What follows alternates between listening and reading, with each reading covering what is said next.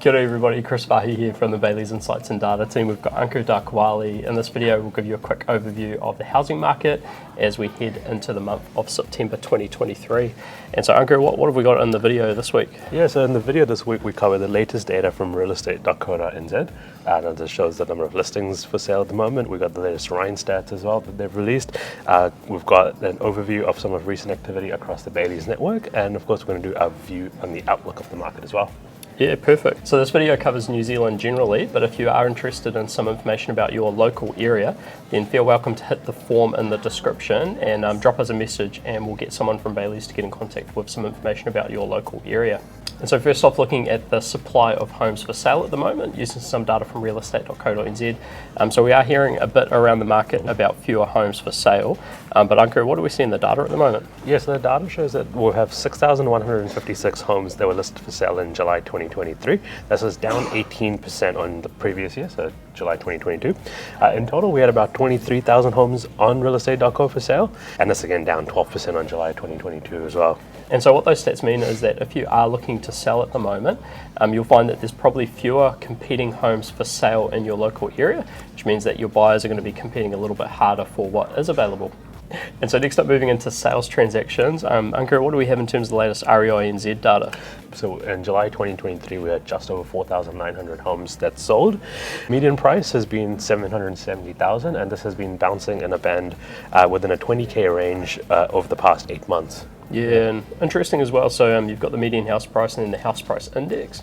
House price index has been trending up, so that shows that there is more activity at the moment.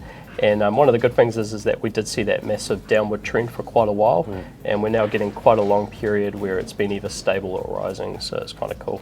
And so a question people quite often pitch to us is that median house price, what does it actually mean around New Zealand? And so Ankur, what have we got at around that 770,000 range? Yeah, so in Auckland you would get 4/93 Alfred Street in Onehunga. So this is a Lux Lock and Leave near new 2-bedroom, 1-bathroom apartment with 1 car park, ground floor, single level living, and this was sold by Brittany Broadbent, Jack Davies and Glenn Baker from Bayleys in One Tree Hill. Now that same money down in Canterbury would have got you 61 Tauhinu Avenue. Designed for easy living, this 4-bedroom, 2-bathroom home sits on 494 square metres, built in 2018. It's got drive-through garage, which provides parking for a trailer or a boat. Now this one was marketed by auction, sold under the hammer, and they were sold by Angela Denny and Jaron Denny from Bayleys Christchurch. And heading up north, you would have got 2065 Whangarei Heads Road in Whangarei, Northland. This is call it home or the batch, call it yours.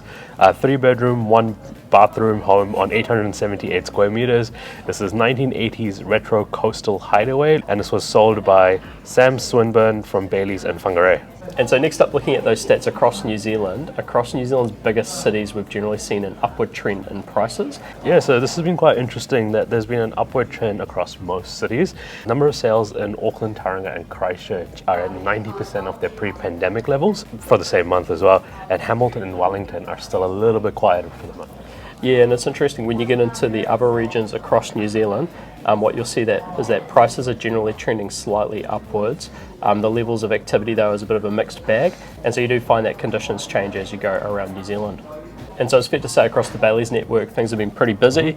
So Ankur, a couple of examples around New Zealand that hit the media recently. Yeah, so first up we have Victoria Bidwell, who operates in the Bayleys Takapuna market. Sale of 2 high-end waterfront homes on Auckland's North Shore, one on Cheltenham Beach, sold for over $8 million, and the second one on Beach Road with a large 5,263 square meter site, so it's sold for more than $9 million despite the house needing a complete renovation. Yeah, that was interesting. I think that was one of the largest sites on that sort of coastal area around Auckland's North Shore, so pretty exciting down there. Yeah. Next up we had Linda Greenslade from Bayleys Mount Maunganui and the media talking about what's been quite a dramatic change in that Bay of Plenty market, and so what they're now seeing is quite a few multi-offer situations popping up, whereas if you went back maybe 9 months ago that was almost unheard of, so that's pretty exciting, and they're basically blaming that on the lower number of homes that's for sale in their local market at the moment.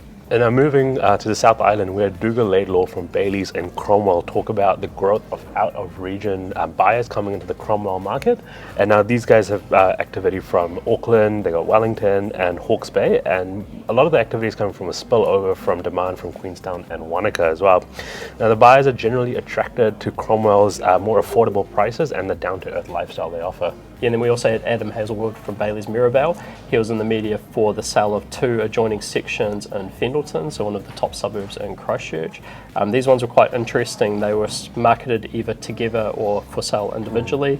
They went to auction, sold under the hammer, collectively selling for just over $3 million, which was, funnily enough, basically the same price the vendor had paid about 18 months earlier. So shows that sort of strength in that Christchurch market at the moment. And so in terms of the outlook for the market, it's quite interesting because if you went back 12 months ago, some of the trends that we're seeing was this concern around interest rates. We had the downward trend in prices, which people didn't really know when that was going to come to an end, and then quite a bit of negative media associated with both of those. And so it's been interesting to see where things are now because it has been quite a marked change to say 12 months ago. Yeah. And so Ankur, first up on interest rates, what do we sort of know what's happening there at the moment? Yeah, so this is quite interesting because the Reserve Bank has indicated that the interest rates are going to remain at these elevated levels for a longer period of time. Now, this is just to curb the inflation and bring it back into those regular parameters. And you've seen some slightly rises in interest rates over the past months by the banks, both shorter and long term, as they price in these changes. Sense is now that the market is largely used to these higher interest rates, and prices have also largely adjusted to it as well. Yeah, and so it's quite interesting to see how the market's sort of moderated for that. And to be fair, across most regions, we've had a pretty decent correction in prices. In terms of that price trend, so if you went back maybe 6 months ago, we'd had a solid almost year of downward price movements. What we are seeing now, though, is the last couple of months have been showing some slight rises in the house price index, which, although they're not huge rises, they have meant the end to that downward trend in prices. So that's kind of a nice little positive feature for the market. And then I guess associated with both interest rates and that price trend is the media coverage has become a lot more positive. That negative sentiment's kind of got shaken away a little bit. Yeah. And we're now seeing much more focus on the recovery in the market. Now, the other thing that has popped up over the past, like to be fair, it's been going for about a year now, is the surge in migration and what that means for the market. And so, Ankur, what do we know about this? Yeah, so the recent migration stats show that we have nearly 88,000 people that have come into the country in the 12 months of July 2023.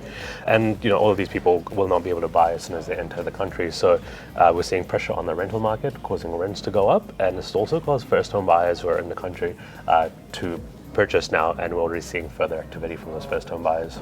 Yeah, and it's interesting because we saw the same in Australia for our global partner Knight Frank, reporting that pressure on that rental market, pushing more first home buyers, and we think that that's responsible for some of the recent stats that we've seen, which suggests that there's been a bit more activity in that lower end of the market. So it looks like migration might be one of those building blocks for the next cycle. In terms of wrapping up, 2 key takeouts, right? So the first is that if you are considering selling, now seems to be a reasonably good time because there's fewer homes for sale on the market right now, which means that if you've got your property listed, there's sort of less competition from competing properties and a bit more captive audience in terms of buyers. On the flip side, if you're looking at buying, commentators are generally picking that at the moment we're heading into recovery, so there's a good chance that you'll be buying at a good timing in the cycle.